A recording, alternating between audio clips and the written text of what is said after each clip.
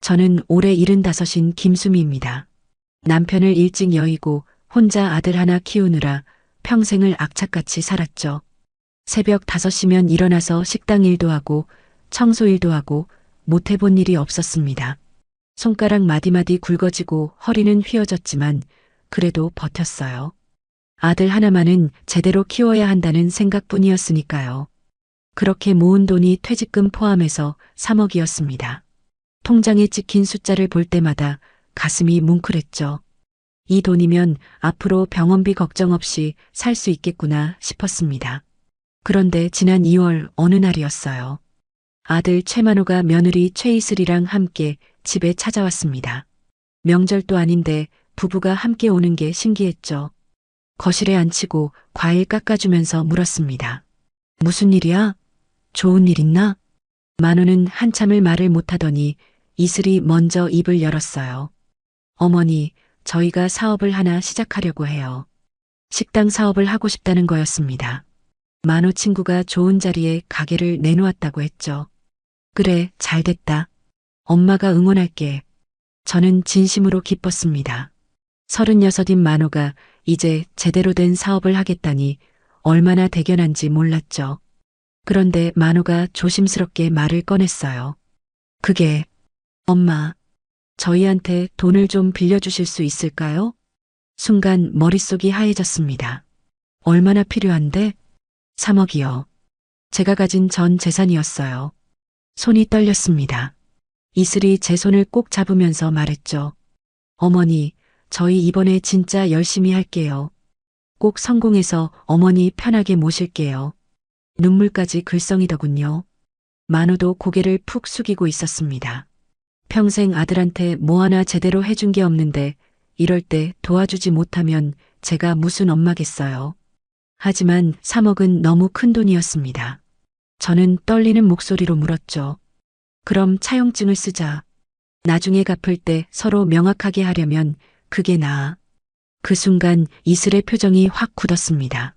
어머니, 가족인데 무슨 차용증까지 써요? 목소리가 차가워졌어요. 저희를 믿지 못하시는 거예요? 친엄마 친아들 사이에 그런 걸 쓰면 저희가 얼마나 서운할지 아세요? 만호도 거들었습니다. 엄마, 저 그렇게 키웠어요? 차용증까지 쓰자니 기분이 나쁘네요. 제 가슴이 철렁 내려앉았죠. 자식을 의심하는 나쁜 엄마가 된 기분이었습니다. 아니야, 그게 아니라. 변명하려는데 이슬이 일어서더군요. 됐어요, 어머니. 저희가 무리한 부탁을 드린 거네요. 다른 방법 찾아볼게요. 만호도 따라 일어섰습니다. 둘이 현관으로 가는 뒷모습을 보니까 가슴이 미어졌어요. 아들이 처음으로 사업을 시작하겠다는데 엄마가 발목을 잡다니요. 만호야, 잠깐만. 저는 결국 두 사람을 붙잡았습니다. 알았어. 차용증은 안 쓸게. 대신 꼭 식당 사업에만 쓰는 거다. 이슬의 얼굴이 환하게 펴졌어요. 어머니, 감사해요. 진짜 열심히 해서 빨리 갚을게요. 만호도 저를 꼭 안아줬죠. 엄마, 고마워. 내가 꼭 성공해서 은혜 갚을게. 다음 날 바로 은행에 갔습니다. 통장에서 3억을 빼서 만호 계좌로 이체했죠. 30년 넘게 모은 돈이 순식간에 사라졌습니다. 통장 잔액이 몇백만 원으로 줄어드는 걸 보니까 불안했어요. 하지만 아들이 잘 될 거라고, 곧 돌려받을 거라고 스스로를 다독였습니다. 집으로 돌아오는 길이 유난히 무겁게 느껴졌어요. 왠지 모를 불안감이 가슴 한구석을 짓눌렀습니다. 하지만 곧 털어냈죠. 아들을 믿어야 한다고, 의심하면 안 된다고 생각했습니다. 그날 밤 잠이 오질 않았어요. 천장만 바라보다가 새벽이 되었습니다. 이상하게 가슴이 답답했죠. 하지만 아들이 잘 될 거라는 기대감으로 그 불안을 억눌렀습니다. 며칠 후 만호한테서 연락이 왔어요. 엄마, 돈 잘 받았어. 다음 주부터 가게 인테리어 들어간대. 그 말을 듣고 나서야 조금 마음이 놓였습니다. 역시 아들을 믿길 잘했다고 생각했죠. 인테리어가 시작됐다는 소식을 들은 지 한 달쯤 지났을 때였습니다. 길을 걷다가 우연히 만호를 봤어요. 그런데 이상했죠. 새 외제차에서 내리는 만호의 모습이 보였습니다. 검은색 반짝이는 차였어요. 식당 사업 시작한다던 아들이 왜 고급차를 몰고 다니는 건지 이해가 안 됐습니다. 집에 와서 바로 전화를 걸었죠. 만우야, 엄마야. 오늘 너 봤는데 차 바꿨더라? 만우는 잠깐 뜸을 들이더니 대답했습니다. 아, 그거요? 사업하려면 차도 좀 괜찮은 걸 타야 신용이 생기잖아요. 뭔가 석연치 않았어요. 그래도 그렇지, 사업 시작도 안 했는데. 엄마, 너무 간섭하지 마세요. 저도 다 계획 있어서 하는 거예요. 목소리에 짜증이 묻어났습니다. 예전 같으면 이렇게 말하지 않았을 만우였죠. 전화를 끊고 나니 마음이 불편했습니다. 일주일 후에는 더 이상한 일이 있었어요. 이슬의 SNS를 우연히 봤는데 명품 가방 사진이 올라와 있었습니다. 백화점에서 찍은 사진이었죠. 가격표는 안 보였지만 제가 봐도 비싼 티가 확 났어요. 댓글에는 친구들이 부러워하는 글들이 잔뜩 달려 있었습니다. 다음 날도 그 다음 날도 새로운 사진들이 올라왔죠. 고급 레스토랑에서 찍은 음식 사진, 해외여행 가는 공항 사진까지. 저는 참다 못해 다시 전화를 했습니다. 만우야, 식당은 언제 오픈하는 거야? 엄마가 구경 좀 가고 싶은데. 아직 공사 중이에요. 생각보다 시간이 좀 걸리네요. 그래. 그럼 주소라도 가르쳐줘. 엄마가 한번 가볼게. 만우는 말끝을 흐렸습니다. 엄마 바빠서 그러니까 너무 간섭하지 마세요. 완성되면 제가 모시고 갈게요. 또 그 차가운 말투였어요. 명절이 다가왔습니다. 추석이었죠. 당연히 만호 부부가 올 거라고 생각했어요. 차례상도 정성껏 차렸습니다. 만호가 좋아하는 음식들로 가득 채웠죠. 하지만 아침이 되도록 연락이 없었습니다. 제가 먼저 전화를 걸었어요. 만호야, 너희 언제 와? 엄마가 음식 다 준비했는데. 아, 엄마. 죄송한데 저희 오늘 처가 먼저 가기로 했어요. 심장이 철렁했습니다. 그럼 저녁이라도 와. 엄마 혼자 차례 지내기 싫어. 그것도 힘들 것 같아요. 처가에서 일 도와드려야 해서요. 그래도 엄마 지금 바빠요. 끊을게요. 전화가 뚝 끊겼습니다. 저는 혼자 텅 빈 집에서 차례를 지냈어요. 만호 아빠 사진 앞에 앉아서 한참을 울었습니다. 여보, 우리 아들 이렇게 키운 게 아닌데 말이죠. 그 후로도 몇 번이나 전화를 했지만 만호는 번번이 바쁘다는 핑계만 댔습니다. 지금 손님 받는 중이에요. 회의 중이라서요. 운전 중이니까 나중에 걸게요. 나중에 건다던 전화는 오지 않았죠. 석 달, 넉 달이 지나갔습니다. 돈을 빌려준 지 벌써 반년이 됐어요. 이자 한 푼 들어온 적 없었습니다. 원금 갚을 계획은커녕 아예 언급조차 하지 않았죠. 저는 용기를 내서 문자를 보냈어요. 만호야, 엄마가 생활비가 좀 빠듯해서 그러는데 이자라도 조금씩 줄 수 있니? 한참 후에 답장이 왔습니다. 엄마, 지금 사업 초기라 저희도 여유가 없어요. 조금만 기다려주세요. 기다려달라는 말만 계속 반복됐죠.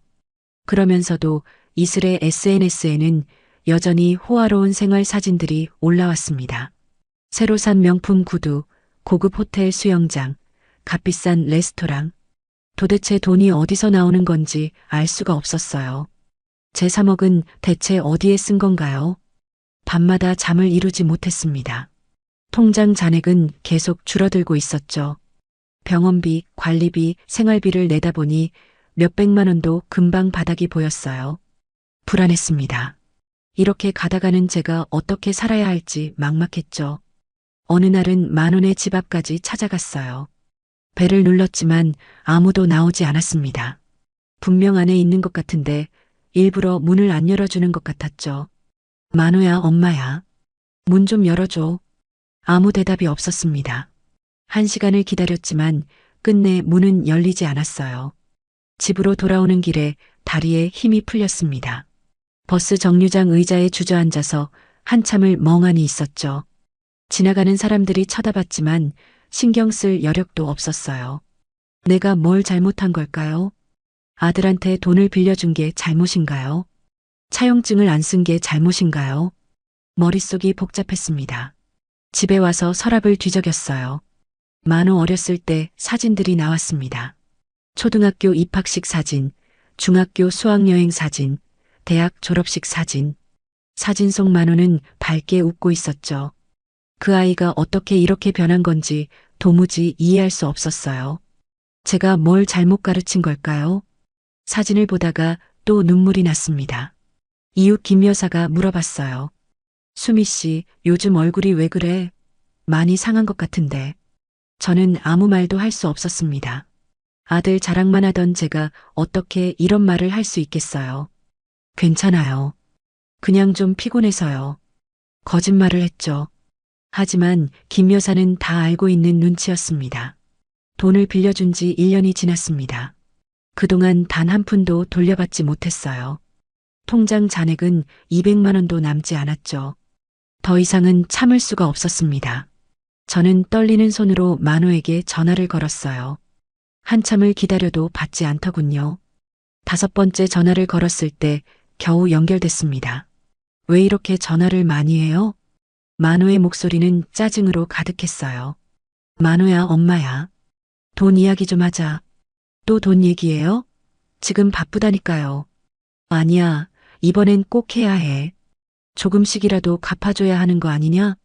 한참 침묵이 흘렀습니다. 그리고 만호가 내뱉은 말은 충격 그 자체였죠. 어머니 돌아가시면 어차피 저희가 받을 돈 아니에요? 미리 줬다 생각하세요. 귀를 의심했습니다. 방금 제 아들이 뭐라고 한 거죠? 만호야, 내가 지금 무슨 말을. 사실이잖아요. 엄마 재산 결국 제 거 될 거면서 왜 자꾸 돌려달라고 하는 거예요? 가슴에 칼이 꽂히는 것 같았어요. 그래도 엄마가 살아야 하지 않겠니? 지금 내 통장에 얼마 남지도 않았어. 뒤에서 이슬의 목소리가 들렸습니다. 전화를 바꿔받은 이슬이 말했죠. 어머니, 저희도 애들 키우느라 힘들어요. 지금 당장은 드릴 돈이 없어요. 그래도 3억이야. 적은 돈이 아니잖아. 그럼 어쩌라고요? 배째든지 하세요. 이슬의 목소리는 차갑기 그지없었습니다. 이슬아, 그렇게 말하는 거 아니야. 엄마가, 어머니, 저희 바쁘니까 이제 그만 전화하세요. 전화가 뚝 끊겼어요. 저는 한참을 멍하니 핸드폰을 쥐고 있었습니다. 배째라니요. 제 며느리가 시어머니한테 배째라는 말을 한 겁니다. 온몸에 힘이 빠졌어요. 소파에 주저앉아서 울었습니다. 평생 아들 하나 잘 키워보겠다고 악착같이 살았는데 이게 뭔가요? 다음날 다시 전화를 걸었지만 받지 않았습니다. 문자를 보내도 읽고 답장조차 없었죠. 만호야, 엄마 전화 좀 받아라. 제발 한 번만 통화하자. 엄마가 잘못했어. 아무리 애원해도 답이 없었어요. 일주일 후 다시 만원의 집을 찾아갔습니다. 벨을 누르니 이번에는 인터폰으로 이슬의 목소리가 들렸어요. 누구세요? 나야, 엄마. 문 좀 열어줘. 어머니, 저희 바쁘니까 다음에 연락드릴게요. 인터폰이 끊겼습니다. 저는 문 앞에서 1시간을 더 기다렸어요. 안에서 텔레비전 소리가 들렸습니다. 아이들 웃는 소리도 들렸죠. 분명 집에 있으면서 일부러 문을 안 열어주는 겁니다. 만호야, 엄마야. 문 좀 열어줘. 얘기 좀 하자. 아무 대답이 없었어요. 지나가던 이웃 사람이 저를 이상하게 쳐다봤습니다. 부끄러웠죠. 하지만 포기할 수 없었어요. 제발 한 번만 문 열어줘. 목이 쉬도록 불렀지만 끝내 문은 열리지 않았습니다. 집으로 돌아와서 핸드폰을 확인했어요. 만호가 제 번호를 차단한 게 분명했습니다. 전화도 안 되고 문자도 안 나가더군요. 제가 할 수 있는 게 아무것도 없었어요. 밤에 잠을 잘 수가 없었습니다. 천장만 뚫어져라 쳐다보다가 새벽이 됐죠. 아침이 되면 어제 일이 꿈이었으면 좋겠다고 생각했어요. 하지만 현실이었습니다. 며칠 동안 밥을 제대로 먹지 못했어요. 입맛이 없었죠. 물만 마셨습니다. 몸무게가 확 빠졌어요. 거울을 보니 제 얼굴이 무섭게 보였습니다. 눈은 푹 꺼지고 뺨은 쏙 들어갔죠. 이웃 김 여사가 집에 찾아왔어요. 수미 씨, 뭐 큰일이라도 난 거야? 얼굴이 왜 그렇게 됐어? 저는 더 이상 숨길 수가 없었습니다. 김 여사, 목이 메었어요. 아들한테 돈을 빌려줬는데 안 갚아요. 김 여사는 놀란 표정을 지었습니다. 얼마나 빌려줬는데? 3억이요. 뭐? 3억? 김 여사의 목소리가 커졌죠. 저는 그동안 있었던 일들을 다 털어놨습니다. 차용증도 안 쓰고 빌려준 것, 연락도 안 되는 것, 배째라는 말까지 들은 것. 다 말하고 나니까 눈물이 왈칵 쏟아졌어요. 김 여사가 제 손을 꼭 잡아줬습니다. 수미 씨, 그게 무슨 자식이야? 그건 사람도 아니야. 제가 자식을 잘못 키웠어요. 다 제 잘못이에요. 아니야, 내 잘못이 아니야. 그놈이 나쁜 놈이지. 김 여사는 한참을 저를 달래줬죠. 잔액 190만 원. 이 돈으로 앞으로 어떻게 살아야 할까요? 한 달 생활비도 안 되는 돈이었습니다. 두렵고 막막했죠. 제 인생이 이렇게 끝나는 건가 싶었어요. 하지만 울고만 있을 수는 없었습니다. 뭔가 해야 했어요. 그냥 당할 수만은 없었죠. 3억은 제 평생이 담긴 돈이었습니다. 하루하루가 지옥 같았어요. 아침에 눈 뜨는 게 무서웠습니다. 오늘은 또 무슨 일이 생길까? 어떻게 살아야 할까? 매일 그런 생각뿐이었죠. 만호 생각만 하면 가슴이 미어졌어요. 하지만 동시에 분노도 치밀어 올랐습니다. 그렇게 한 달을 보냈습니다. 밥을 제대로 먹지 못하고 잠도 설치다 보니 몸이 이상해지기 시작했어요. 어느 날 아침 일어나는데 어지러워서 제대로 설 수가 없었습니다. 화장실 가려다가 그만 쓰러지고 말았죠. 바닥에 쿵 소리를 내며 넘어졌어요. 한참을 누워 있다가 겨우 일어났습니다. 온몸이 욱신거렸죠. 거울을 보니 이마에 멍이 들어 있었어요. 이러다 큰일 나겠다 싶어서 병원에 갔습니다. 의사 선생님이 이것저것 검사를 했죠. 혈압도 재고 피도 뽑고 엑스레이도 찍었어요. 일주일 후 결과를 들으러 갔습니다. 의사 선생님의 표정이 심각했어요. 어르신 건강이 많이 안 좋으세요. 심장에 문제가 있다고 했습니다. 스트레스와 영양 부족으로 심장 기능이 약해졌대요. 지금 당장 수술을 받으셔야 합니다.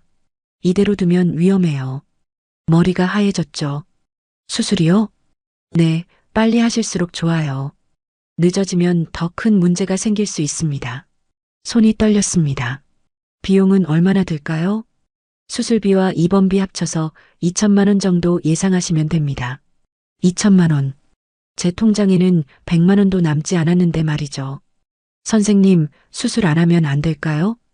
의사 선생님이 안타까운 표정으로 고개를 저었어요. 어르신, 생명이 달린 문제예요. 꼭 하셔야 합니다. 병원에서 나와 벤치에 앉았습니다. 하늘을 봤죠. 구름 한 점 없이 맑은 날씨였어요. 이렇게 좋은 날씨인데 제 마음은 칠흑같이 어두웠습니다. 2천만 원을 어디서 구하죠? 친구들한테 빌려달라고 할 수도 없었어요. 다들 저처럼 힘들게 사는 노인들 뿐이었으니까요. 은행 대출도 생각해봤지만 75세에 담보도 없는 제가 대출을 받을 수 있을 리 없었습니다. 결국 만호한테 연락할 수밖에 없었어요. 아들이 어쨌든 제 자식 아니겠어요. 엄마가 죽을 수도 있다는데 외면하지는 않겠지 싶었습니다. 공중전화를 찾아갔어요. 만호가 제 번호를 차단했으니까 다른 번호로 걸어야 했죠. 신호음이 길게 울렸습니다. 여보세요? 만호의 목소리였어요. 만호야, 엄마야. 엄마. 당황하는 게 느껴졌습니다. 만호야, 엄마가 아파. 병원에서 수술 받아야 한대. 그게 저랑 무슨 상관이에요? 차가운 목소리였죠. 수술비가 2천만 원이 필요해. 3억은 못 받더라도 수술비만이라도 도와줄 수 있겠니? 한참 침묵이 흘렀어요. 어머니가 아프신 건 저희 책임 아니잖아요. 믿을 수가 없었습니다. 만호야, 엄마가 죽을 수도 있어. 제발 부탁이야. 뒤에서 이슬의 목소리가 들렸어요. 누구야? 또 시어머니? 응, 수술비 달래. 뭐? 2천만 원? 말도 안 돼. 우리도 애들 학원비에 생활비에 힘들다고. 전화기 너머로 이슬의 목소리가 또렷하게 들렸습니다. 만호가 다시 말했죠. 엄마, 들으셨죠? 저희도 애들 키우느라 힘들어요. 도와드릴 형편이 안 돼요. 그래도 내 엄마잖아. 죽을 수도 있다니까. 목소리가 떨렸어요. 그건 어쩔 수 없는 거 아니에요? 저희가 어머니 병을 만든 것도 아니고. 가슴이 무너져 내렸습니다. 만호야. 엄마, 저 바빠요. 끊을게요. 전화가 끊겼어요. 저는 공중전화 부스에서 한참을 울었습니다. 지나가는 사람들이 쳐다봤지만 신경 쓸 겨를이 없었죠. 제 아들이 이럴 수 있나요? 친엄마가 죽을 수도 있다는데 이렇게 차갑게 굴 수 있나요? 집으로 돌아오는 길이 멀게만 느껴졌어요. 다리가 후들거려서 제대로 걸을 수가 없었습니다. 한 걸음 한 걸음 걷는 게 고통이었죠. 집에 도착해서 소파에 쓰러지듯 앉았어요. 온몸에 힘이 하나도 없었습니다. 이대로 죽는 건가 싶었죠. 그날 저녁 김 여사가 찾아왔어요. 수미 씨, 밥 먹었어? 내가 반찬 좀 만들어 왔어. 문을 열어주니 김 여사가 깜짝 놀랐습니다. 수미 씨, 얼굴이 왜 그래? 무슨 일 있어? 저는 더 이상 참을 수가 없었어요. 김 여사 앞에서 와락 울음을 터뜨렸습니다. 김 여사, 저 이제 죽을 것 같아요. 김 여사가 황급히 저를 부축했죠. 소파에 앉혀놓고 물을 떠다 줬어요. 저는 병원에서 들은 이야기를 다 했습니다. 수술을 받아야 하는데 돈이 없다는 것, 만호한테 부탁했지만 거절당했다는 것, 다 말하고 나니까 정말 모든 게 끝난 것 같았어요. 김 여사의 눈에도 눈물이 맺혔습니다. 그 나쁜 놈들, 어떻게 그럴 수가 있어? 제가 자식을 잘못 키웠어요. 다 제 잘못이에요. 아니야, 내 잘못이 아니야. 김 여사가 제 손을 꼭 잡았죠. 수미 씨, 그냥 당하고 있으면 안 돼. 뭔가 해야 해. 뭘 할 수 있겠어요. 차용증도 없는데. 차용증 없어도 방법이 있어. 김 여사가 진지하게 말했습니다. 계좌이체 내역 있잖아. 그것만 있어도 소송할 수 있대. 소송이요? 응, 내 친구가 비슷한 일을 겪었는데 변호사 통해서 돈 받아냈어. 너도 해봐. 희망이 보이는 것 같았어요. 하지만 동시에 두려웠습니다. 아들을 상대로 소송을 한다는 게 가능한 일인가요? 김 여사, 그래도 제 아들인데. 아들이 뭐가 아들이야? 엄마 죽으라고 하는데. 김 여사의 목소리에 힘이 들어갔죠. 수미 씨, 내가 죽으면 그놈들은 아무렇지도 않을 거야. 살아야 해. 내 돈 찾아야 해. 그날 밤 잠을 이룰 수 없었습니다. 천장을 보며 계속 생각했어요. 정말 아들을 고소해야 할까요? 하지만 다른 방법이 없었습니다. 이대로 죽을 수는 없었어요. 제 돈을 찾아야 했고 수술도 받아야 했습니다. 새벽이 되자 결심이 섰어요. 해야 합니다. 아들이든 뭐든 상관없어요. 제가 살아야 했으니까요. 다음 날 아침 일찍 김 여사한테 전화를 했습니다. 김 여사, 저 변호사 좀 소개해 주세요. 그래, 잘 결심했어. 내가 연락해 볼게. 1시간 후 김 여사한테서 문자가 왔어요. 변호사 사무실 주소와 전화번호였습니다. 떨리는 손으로 전화를 걸었죠. 안녕하세요. 법률사무소입니다. 저 상담 좀 받고 싶은데요. 어떤 사안이신가요? 아들한테 돈을 빌려줬는데 안 갚아서요. 직원분이 친절하게 대답했습니다. 오늘 오후 3시에 오실 수 있으세요? 네, 갈게요. 약속 시간까지 몇 시간이 남았어요. 저는 집에서 서류를 정리했습니다. 계좌이체 내역을 출력했죠. 3억이 만호 계좌로 들어간 기록이 선명하게 찍혀 있었어요. 만호와 주고받은 문자 메시지도 캡처했습니다. 돈 갚아달라는 제 문자, 조금만 기다리라는 만호의 답장. 그리고 가장 중요한 건 녹음 파일이었어요. 사실 저는 만호와 통화할 때마다 녹음을 해뒀습니다. 혹시 모를 일이 생길까봐 미리 준비해둔 거였죠.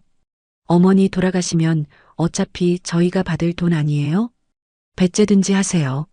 어머니가 아프신 건 저희 책임 아니잖아요. 녹음을 다시 들으니 가슴이 미어졌습니다. 하지만 이게 증거였어요. 오후 2시쯤 집을 나섰습니다. 변호사 사무실은 역 근처에 있었죠. 버스를 2번 갈아타고 도착했어요. 건물 3층에 법률사무소라는 간판이 보였습니다. 문을 열고 들어가니 직원분이 반갑게 맞아줬어요. 김수미 어르신이시죠? 잠시만 기다려주세요. 대기실에서 기다리는데 가슴이 쿵쾅거렸습니다. 정말 제대로 하는 일인지 자꾸만 의심이 들었어요. 10분쯤 지나서 변호사님을 만났습니다. 50대쯤 돼 보이는 남자분이었죠. 어르신 앉으세요. 편하게 말씀해 주시면 됩니다. 저는 처음부터 차근차근 설명했어요. 만호가 사업자금으로 3억을 빌려달라고 한 것. 차용증을 쓰자고 했지만 가족인데 왜 그러냐며 거절한 것. 계좌이체로 돈을 빌려준 것. 1년이 지나도 한 푼도 안 갚은 것. 배째라는 말까지 들은 것. 수술이 필요한데 도와달라고 했지만 거절당한 것까지 다 말하고 나니 눈물이 났습니다. 변호사님이 휴지를 건네줬어요. 어르신 많이 힘드셨겠어요. 변호사님, 차용증이 없어도 되나요? 네, 가능합니다. 계좌이체 내역이 명확하니까요. 변호사님이 제가 가져온 서류들을 살펴봤습니다. 이체 내역도 있고 문자 메시지도 있고 통화 녹음까지 있네요. 고개를 끄덕이며 말을 이었죠. 증거가 충분합니다. 승소 가능성이 높아요. 가슴이 두근거렸어요. 정말요? 네, 민사소송 진행하시면 됩니다. 그런데 비용이 얼마나 들까요? 가장 걱정되는 부분이었죠. 소송 비용은 착수금과 성공보수로 나뉩니다. 일단 착수금은 200만 원 정도 예상하시면 돼요. 200만 원. 제 통장에 남은 돈이 거의 없는데 말이에요. 표정이 어두워졌나 봅니다. 변호사님이 말했어요. 어르신, 일단 소송에서 이기면 소송 비용까지 상대방한테 청구할 수 있어요. 그러니 너무 걱정 마세요. 그럼 제가 승소하면 아들이 소송 비용도 내는 건가요? 그렇습니다. 원금의 이자, 소송 비용까지 다 받으실 수 있어요. 조금 안심이 됐습니다. 변호사님, 그런데 정말 제가 이길 수 있을까요? 증거가 이렇게 확실한데 질 이유가 없습니다. 걱정 마세요. 변호사님의 말에 용기가 났어요. 그럼 소송 진행하겠습니다. 좋은 결정하셨어요. 제가 최선을 다해 도와드리겠습니다. 서류 작성을 시작했습니다. 변호사님이 하나하나 설명해 주면서 진행했죠. 여기 서명하시고 여기도 도장 찍어주세요. 손이 떨렸지만 또박또박 이름을 썼습니다. 김수미. 제 이름을 쓰는데 묘한 기분이 들었어요. 평생 아들을 위해 살았는데 이제 아들을 고소하는 서류에 제 이름을 쓰고 있다니요. 서류 작성이 끝나고 변호사님이 말했습니다. 소송 들어가기 전에 한 번 더 기회를 드리는 게 좋겠어요. 무슨 말씀이세요? 내용 증명을 보내는 겁니다. 법적으로 돈을 갚으라고 공식적으로 통보하는 거죠. 그럼 만호가 갚을까요? 잘 모르겠지만 일단 기회는 줘야죠. 그래야 나중에 법정에서도 유리합니다. 변호사님 말이 맞았어요. 마지막 기회를 주는 게 맞다고 생각했습니다. 그럼 내용 증명 보내주세요. 알겠습니다. 일주일 안에 발송하겠습니다. 사무실을 나서는데 다리가 후들거렸어요. 정말 시작된 겁니다. 제 아들을 상대로 한 싸움이요. 집으로 돌아오는 길에 김 여사한테 전화를 했습니다. 김 여사, 변호사님 만나고 왔어요. 어땠어? 잘 됐어? 네, 승소 가능성 높대요. 소송 진행하기로 했어요. 잘했어, 수미 씨. 이제 내 돈 찾을 수 있을 거야. 김 여사의 목소리에 힘이 실렸죠.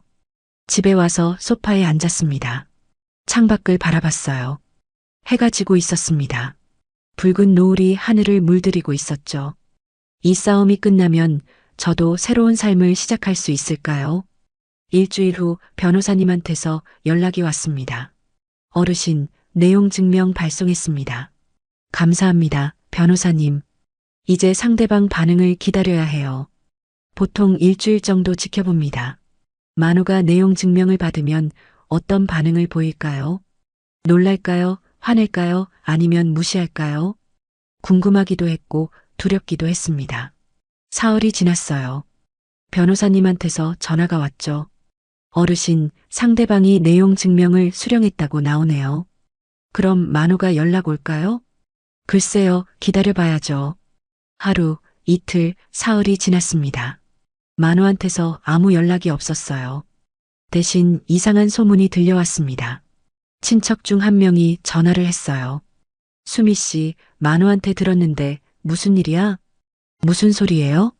만호가 그러는데 엄마가 미쳤대. 돈도 안 빌려준 걸 빌려줬다고 우기고 소송까지 하겠다고 얼어붙었습니다. 만호가 거짓말을 하고 있었어요. 아니에요. 제가 정말 3억을 빌려줬어요. 증거도 다 있어요. 그래. 만호 말만 듣고 전화한 건데. 미안해. 친척은 어색하게 전화를 끊었습니다. 만호가 친척들한테 저를 험담하고 다니는 게 분명했어요. 화가 났습니다. 거짓말까지 하면서 저를 나쁜 사람으로 만드는 만호. 더 이상 제 아들이 아니었어요. 변호사님한테 전화를 걸었습니다. 변호사님, 만호가 친척들한테 거짓말을 하고 다녀요. 어르신, 신경 쓰지 마세요. 법정에서 진실이 밝혀질 겁니다. 빨리 소송 진행해 주세요. 알겠습니다. 바로 준비하겠습니다. 이제 돌이킬 수 없는 강을 건넜습니다. 끝까지 가야 했어요. 제 돈을 찾을 때까지요. 변호사님이 법원에 소장을 접수했습니다. 정식으로 민사소송이 시작된 거였죠. 어르신, 이제 법원에서 날짜 잡아서 연락 올 겁니다. 얼마나 걸릴까요? 한 달에서 2달 정도 예상하시면 됩니다. 생각보다 오래 걸리는구나 싶었어요. 하지만 참을 수밖에 없었습니다. 기다리는 동안 건강은 계속 나빠졌어요. 가끔 가슴이 답답하고 숨이 차올랐죠. 병원에서는 계속 수술을 권했지만 돈이 없으니 어쩔 도리가 없었습니다. 김 여사가 반찬을 갖다 주면서 걱정했어요. 수미 씨, 얼굴이 왜 이렇게 창백해? 병원 가봤어? 응, 갔는데 일단 버티고 있어. 소송 끝나면 바로 수술 받아야 해. 그래야죠. 일단 돈부터 받아야 하니까. 한 달 반쯤 지났을 때 법원에서 우편물이 왔습니다. 떨리는 손으로 봉투를 뜯었어요. 재판 기일 통지서였죠. 다음 달 15일 오전 10시. 드디어 법정에 서는 날이 정해진 겁니다. 변호사님한테 바로 전화를 걸었습니다. 변호사님, 재판 날짜 나왔어요. 저도 방금 확인했습니다. 그날 법원에서 뵙겠습니다. 제가 뭘 준비해야 하나요? 특별히 준비하실 건 없어요. 편안한 마음으로 오시면 됩니다. 재판 날까지 2주가 남았어요. 매일매일이 더디게 흘러갔습니다. 밤에 잠을 설쳤죠. 법정에서 만호를 마주친다는 게 두렵기도 했고 한편으로는 제 억울함을 털어놓을 수 있다는 기대감도 있었습니다. 드디어 재판 당일이 됐어요. 아침 일찍 일어나서 준비했습니다. 깨끗한 옷을 입고 머리도 단정하게 빗었죠. 거울을 보니 많이 늙은 제 얼굴이 보였어요. 1년 사이에 10년은 더 늙은 것 같았습니다. 법원은 집에서 1시간 거리였어요. 일찍 나섰습니다. 법원 건물 앞에 서니 긴장이 됐죠. 높은 건물이 위압적으로 느껴졌어요. 변호사님이 입구에서 기다리고 계셨습니다. 어르신, 오셨네요. 같이 들어가시죠. 법정으로 가는 복도를 걸었어요. 발걸음이 무겁게 느껴졌습니다. 법정 문 앞에 도착했죠. 변호사님이 문을 열어줬어요. 안으로 들어가니 생각보다 작은 공간이었습니다. 앞쪽에 판사님이 앉을 자리가 있었고 양쪽으로 원고와 피고 측 자리가 있었어요. 저는 원고 측 자리에 앉았습니다. 시계를 봤어요. 9시 50분. 10분 후면 재판이 시작됩니다. 피고 측 자리를 봤죠. 아직 아무도 없었어요. 만호가 올까요? 10시가 됐습니다. 판사님이 입장하셨어요. 모두 일어서 주십시오. 자리에서 일어났습니다. 판사님이 자리에 앉으시고 우리도 앉았죠. 판사님이 서류를 보시더니 말씀하셨어요. 피고 측이 출석하지 않았네요. 만호가 안 온 겁니다. 법정에조차 나타나지 않았어요. 가슴이 답답했습니다. 끝까지 회피하는 만호가 믿기지 않았죠. 판사님이 변호사님께 물으셨어요. 원고 측 변호인, 사건 개요를 설명해 주시겠습니까? 변호사님이 일어서서 차근차근 설명하기 시작했습니다. 제가 만호에게 3억을 빌려준 경위, 계좌이체 내역, 통화 녹음, 문자 메시지까지 모든 증거를 제시했죠. 판사님은 서류를 꼼꼼히 살펴보셨어요. 녹음 파일도 들으셨습니다. 어머니 돌아가시면 어차피 저희가 받을 돈 아니에요? 법정의 만호의 목소리가 울려 퍼졌어요. 창피했습니다. 제 아들이 이런 말을 했다는 게요. 판사님의 표정이 굳어졌어요. 배째든지 하세요. 이슬의 목소리도 흘러나왔죠. 판사님이 녹음을 멈추고 물으셨습니다. 원고께서는 피고에게 금전을 대여한 것이 명확하고 피고는 이를 변제하지 않았다는 것이 증거로 확인됩니다. 변호사님이 대답했어요. 그렇습니다, 판사님. 피고 측이 출석하지 않았으니 변론 없이 진행하겠습니다. 판사님은 잠시 서류를 더 보시더니 말씀하셨어요. 원고의 청구를 인용합니다. 제가 이긴 겁니다. 믿기지 않았어요. 판사님이 계속 말씀하셨죠. 피고는 원고에게 원금 3억 원과 대여일로부터의 법정이자를 합산한 금액을 지급하라. 법정이자를 계산하면 총 3억 5천만 원 정도 됩니다. 3억 5천만 원. 제가 빌려준 돈보다 5천만 원이 더 많았어요. 소송 비용은 피고가 부담합니다. 판사님이 판결문을 정리하셨어요. 이상으로 선고를 마치겠습니다. 재판이 끝났습니다. 저는 멍하니 앉아 있었죠. 변호사님이 제 어깨를 두드렸어요. 어르신, 이기셨어요. 축하드립니다. 정말요? 제가 이긴 거예요? 네, 완벽한 승소입니다. 눈물이 났어요. 1년 넘게 참았던 눈물이 왈칵 쏟아졌습니다. 법정을 나와 복도에 앉았어요. 한참을 울었죠. 억울했던 일들이 주마등처럼 스쳐 지나갔습니다. 변호사님이 옆에 앉아서 기다려주셨어요. 어르신, 이제 강제집행 절차를 밟아야 합니다. 강제집행이요? 네, 피고가 자발적으로 돈을 안 갚으면 재산을 압류하는 겁니다. 그게 가능한가요? 물론입니다. 판결문이 나왔으니까 법적으로 가능해요. 며칠 후 변호사님한테서 연락이 왔습니다. 어르신, 피고 측 재산 조회 결과가 나왔습니다. 어떻게 나왔어요? 고급 외제차가 한 대 있고요. 명품들도 상당히 많이 있네요. 제 3억으로 산 것들이었죠. 분노가 치밀어 올랐어요. 차는 경매로 넘기고 명품들은 압류 처분하겠습니다. 그렇게 해주세요. 참, 은행 계좌도 압류했습니다. 잔액이 500만 원 정도 있더군요. 하나씩 만호의 재산이 압류되기 시작했습니다. 일주일 후 변호사님이 또 연락했어요. 어르신, 차량 경매 진행됐습니다. 얼마에 팔렸나요? 5천만 원에 낙찰됐어요. 그 돈이 제 계좌로 들어왔죠. 명품들도 하나씩 처분됐습니다. 가방, 시계, 구두까지 총 2천만 원 정도의 가치가 나왔어요. 한 달 동안 차근차근 돈이 모였습니다. 결국 3억 5천만 원을 모두 회수했어요. 은행 통장을 보는데 눈물이 났습니다. 1년 반 만에 제 돈을 찾은 겁니다. 아니, 제 돈보다 더 많이 받았죠.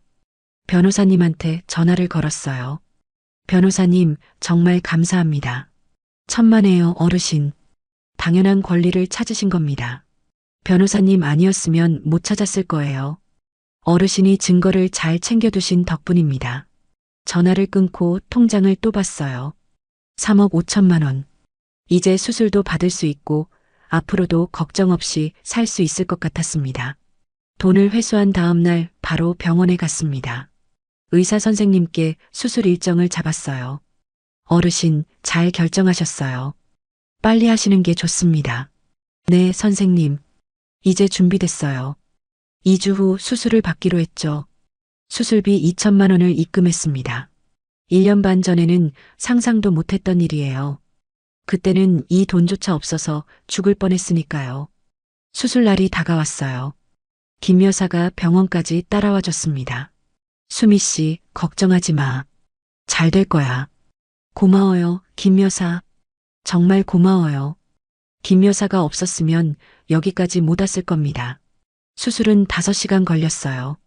무사히 끝났다는 소식을 들었을 때 김 여사가 울었다고 하더군요. 일주일 입원하고 퇴원했습니다. 몸 상태가 많이 좋아졌어요. 숨도 덜 차고 가슴 답답한 것도 사라졌죠. 집에 돌아와서 쉬고 있는데 초인종이 울렸습니다. 인터폰을 확인했어요. 만우였습니다. 1년 반 만에 보는 아들이었죠. 옆에는 이슬도 서 있었어요. 문을 열어줄까 말까 고민했습니다. 하지만 궁금했어요. 무슨 얼굴로 왔는지 보고 싶었죠. 문을 열었습니다. 만우는 예전보다 많이 초췌해 보였어요. 이슬도 화장기 없는 얼굴로 서 있었죠. 들어와. 두 사람은 조심스럽게 안으로 들어왔습니다. 거실에 앉히고 물 한 잔씩 내줬어요. 만우가 먼저 입을 열었습니다. 엄마, 죄송해요. 고개를 푹 숙이고 있었죠. 갑자기 웬일이니? 엄마, 저희가 잘못했어요. 용서해 주세요. 이슬도 거들었어요. 어머니, 저희가 정말 잘못했어요. 다시 기회를 주세요. 1년 반 전에 이렇게 나왔으면 좋았을 텐데 지금 와서 용서를 구하다니 웃기는 일이었습니다. 기회? 무슨 기회 말이니? 만우가 말했죠. 엄마, 저희 지금 정말 힘들어요. 차도 없어지고 집도 전세로 옮겼어요. 그래서 도와주세요. 조금만 도와주시면 저희가 다시 일어설 수 있어요. 믿을 수가 없었어요. 이 사람들이 정말 반성을 하는 건지 아니면 또 돈이 필요한 건지 알 수가 없었습니다. 만우야, 내가 나한테 뭐라고 했는지 기억하니? 만우는 대답하지 못했어요. 어머니 돌아가시면 어차피 저희가 받을 돈이라고 했지. 배째라고도 했고. 이슬의 얼굴이 빨개졌습니다. 엄마가 죽을 수도 있다고 했는데 도와줄 형편 안 된다고 했지. 엄마, 그때는 제가 정신이 없었어요. 정말 죄송해요. 만우가 눈물을 흘렸어요. 하지만 제 마음은 전혀 움직이지 않았습니다. 만우야, 넌 이제 내 아들이 아니야. 엄마, 나한테 그렇게 할 수 있는 사람은 내 자식이 아니야. 이슬이 다급하게 말했죠. 어머니, 그래도 피는 못 속이잖아요. 저희 용서해 주세요. 피? 그 피가 뭐가 중요해? 내가 죽어도 상관없다던 사람들이. 두 사람은 더 이상 할 말이 없는 듯 고개만 숙이고 있었어요. 저는 차갑게 말했습니다. 나가줘. 다시는 오지 마. 엄마, 제발. 나가라고 했어. 목소리에 힘을 줬죠. 만우와 이슬은 결국 일어섰습니다. 현관으로 가면서 만우가 뒤돌아봤어요. 엄마, 정말 죄송해요. 죄송하다는 말 듣고 싶지 않아. 그냥 가. 문을 닫았습니다. 두 사람이 계단을 내려가는 소리가 들렸어요. 저는 소파에 앉아서 한참을 가만히 있었습니다. 마음이 편했어요. 후회도 미련도 없었죠. 다음 날 변호사 사무실을 찾아갔습니다. 어르신, 웬일이세요? 변호사님, 유언장을 쓰고 싶어요. 유언장이요? 네, 제 아들한테는 상속 일체 안 하겠다는 내용으로요. 변호사님이 고개를 끄덕였어요. 알겠습니다. 유언장 작성해 드리겠습니다. 유언장을 쓰기 시작했습니다. 제 재산은 아들 최만호에게 상속하지 않는다. 생전 증여도 일체하지 않는다. 만약 제가 죽은 후 상속 분쟁이 생기면 이 유언장이 법적 효력을 갖는다. 또박또박 적어 내려갔어요. 어르신, 공증까지 받으시는 게 좋겠어요. 공증이요? 네, 그래야 법적으로 완벽하게 효력이 생깁니다. 그럼 공증 받겠습니다. 공증 사무소에 가서 절차를 밟았어요. 직원분이 유언장을 검토하고 도장을 찍어줬습니다. 이제 완벽했죠. 만우는 제가 죽어도 한 푼도 받지 못할 겁니다. 집에 돌아오는 길이 가벼웠어요. 할 일을 다 한 것 같았습니다. 일주일 후 김여사네 집에서 이웃들이 모였어요. 다들 제 이야기를 들었는지 궁금해했죠. 수미 씨, 아들한테 돈 받았다며? 응, 다 받았어. 어떻게 받은 거야? 차용증도 없었잖아. 저는 차근차근 설명했습니다. 소송한 것, 이긴 것, 강제 집행으로 돈 받은 것까지. 다들 놀라워했어요. 대단하다, 수미 씨. 나였으면 그냥 포기했을 텐데. 포기하면 죽는 거였어. 살려고 한 거지. 김 여사가 말했죠. 그래, 수미 씨가 진짜 배째 준 거야. 다들 웃었어요. 저도 웃었습니다. 1년 반 만에 처음 웃는 것 같았죠. 근데 수미 씨, 아들이 찾아왔다며? 응, 왔어. 용서해달라고. 그래서 내쫓았지. 이제 내 자식 아니라고 했어. 다들 고개를 끄덕였어요. 잘했어. 그런 자식은 자식도 아니야. 이웃 한 분이 물었습니다. 상속은 어떻게 할 거야? 유언장 썼어. 한 푼도 안 줄 거야. 공증도 받았어? 당연하지. 완벽하게 처리했어. 다들 제 결정을 지지해줬어요. 수미 씨, 이제 내 인생 살아. 아들 생각은 접어. 그럴 거야. 남은 인생은 나를 위해 살 거야. 그날 밤 집에 돌아와서 통장을 봤습니다. 3억 5천만 원에서 수술비와 생활비를 쓰고도 3억이 넘게 남아 있었어요. 이 돈으로 편하게 살 수 있을 겁니다. 여행도 가고 싶은 거 사먹고 하면서요. 창밖을 봤어요. 달이 밝게 떠 있었습니다. 저는 달을 보며 중얼거렸죠. 여보, 나 잘했지? 남편이 살아계셨으면 뭐라고 했을까요? 아마 잘했다고 했을 것 같아요. 자식한테 당하고만 살 수는 없으니까요. 다음 날 아침 일찍 일어났습니다. 오랜만에 기분이 좋았어요. 시장에 가서 장을 봤죠. 좋은 과일도 사고 고기도 샀습니다. 집에 와서 맛있는 음식을 만들었어요. 혼자 먹는 밥이었지만 행복했습니다. 밥을 먹으면서 생각했어요. 이제 진짜 새로운 시작이구나. 75년을 살았지만 이제부터가 진짜 제 인생인 것 같았습니다. 아들 눈치 보지 않고 돈 걱정하지 않고 제가 하고 싶은 대로 사는 거죠. 김 여사가 전화를 했어요. 수미 씨, 다음 주에 여행 가자. 제주도 어때? 좋아, 가자. 1년 반 만에 처음으로 설레는 일이 생겼습니다. 여행 준비를 하면서 거울을 봤어요. 제 얼굴에 미소가 떠올라 있었습니다. 이 미소를 잃지 말아야겠다고 다짐했죠. 만호 생각은 이제 하지 않기로 했어요. 제 인생에서 지워버리기로 했습니다. 대신 저를 아껴주는 사람들, 김 여사 같은 이웃들과 행복하게 살 거예요. 저녁에 베란다에 나가 앉았습니다. 바람이 시원하게 불어왔어요. 하늘의 별들이 반짝이고 있었죠. 저는 별을 보며 생각했습니다. 진짜 배째 줬구나. 배째라던 며느리한테, 엄마 죽어도 상관없다던 아들한테 제대로 배째 준 거죠. 그리고 이제는 정말 자유로워졌어요. 남은 인생 저를 위해 살 겁니다. 아무도 저를 함부로 대하지 못하게 할 거예요. 75년 만에 처음으로 제대로 된 선택을 한 것 같았습니다. 후회 없어요. 미련도 없고요. 그저 앞으로 펼쳐질 제 인생이 기대될 뿐입니다.